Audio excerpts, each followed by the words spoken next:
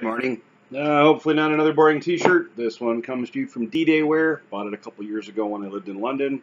For those of you who can't read, it says, once a gunner, always a gunner. Again, I like D-Day Wear. If you want to donate something, I'd happily wear it for you. No, Option B and Team Fist Boys. You cannot buy me anything and I will wear it. I'm just going to put that one all right out there. So the whole French-made deal, no.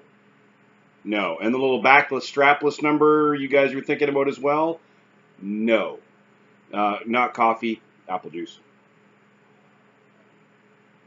It's currently 5:10 in the morning.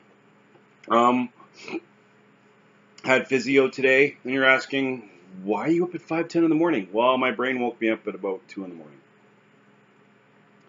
So I'm sitting here in bed, and I go to Dr. Google. Never a good thing going to Dr. Google, because I apparently have all the symptoms of Ebola, polonium poisoning, the bubonic plague, and I might be growing a third arm.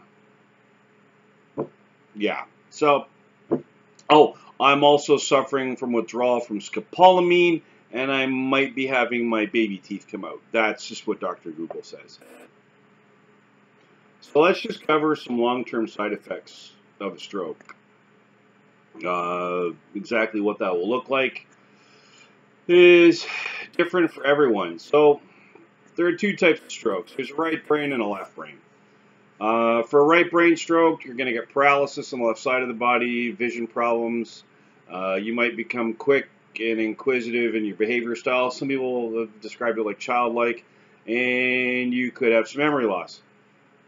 For those of you that have a left brain stroke, could be paralysis on the right side of your body, speech language problems, slow, cautious behavior style, and memory loss. Well, either way, you get memory loss, so there's something even there. I had a left brain.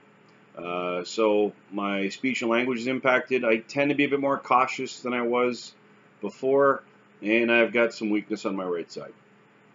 So that's basically what that will look like going forward. However, there are some long-term physical side effects that we need to be aware of. And I Googled this. So one is weakness or paralysis. Apparently I'm a man and I can't read. So you may have weakness on one side of the body. You may have weakness generally over the body. You may have weakness with one limb, whatever the case may be. You're going to have to learn to adapt to that. If it's something that goes away over time, it goes away. If it's something that doesn't, again, it doesn't. Luckily, I am having no major issues. I'm still weak on my right side and I still have a balance problem. That will come over time. Language problems. There's big, long medical terms. I'm going to avoid those. Except I can use one now because I can. It's called aphasia. There's a couple different kinds of aphasia, which is the understanding of speech or language or possibly writing. You may be able to think and understand what you want to say. You may have difficulty getting that out, either in written or verbal form. You may have vision problems. I'm going to see about getting a new eye test done, although I had my last one in January. You may have thinking problems, cognitive problems, right? You may have memory or thinking, attention, learning, or other mental activities can cause your brain a little bit of trouble, right? Your loved ones may have problems with this, right? Because it's going to look like you might be suffering or encountering elements of dementia, right? There is some good literature, which I've read recently, that there is, instances of early onset dementia with a stroke. So that's something I have looked forward to, or look forward to then quickly forget. I mean, that's an upside. You may become confused easily, right? You may have some numbness or pain, odd sensations. And that being said, it might make it difficult for you to feel completely relaxed or get into a comfortable position. You may have some trouble swallowing, right? Post-stroke, you may have difficulty swallowing, which may make it difficult to eat or drink. Everyone's popular favorite, bowel and bladder problems. You may have problems controlling your bladder or bowels. You may need bedpans, diapers, or a lot of sets of emergency pants. You may tire quickly. Yeah, ding, ding, ding, ding, ding. Hello, winner. Yep, I tire quickly at times. Sudden bursts of emotion. Haven't had that since about 2 or 3 days after coming home. Quick crying fits. I've had them, right? Haven't had those for about 3 days after I came home. And it's just, for my case, it was just crying. You also may have inappropriate affect. You cry at sad times, no, you start laughing. And at happy times, no, you don't laugh, you start crying, right? So that could happen as well. Depression. If you haven't had depression in your life before, luckily I have, prepare for it. It's coming. It's very common to people that have had a stroke. They indicate that depression will begin soon after your stroke.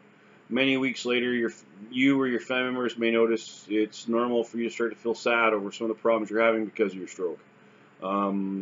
This could turn into a major mental health issue, so you need to check yourself now. Luckily, historically in my life, I had a major case of depression. Yeah, been there, done that. You need to take depression seriously.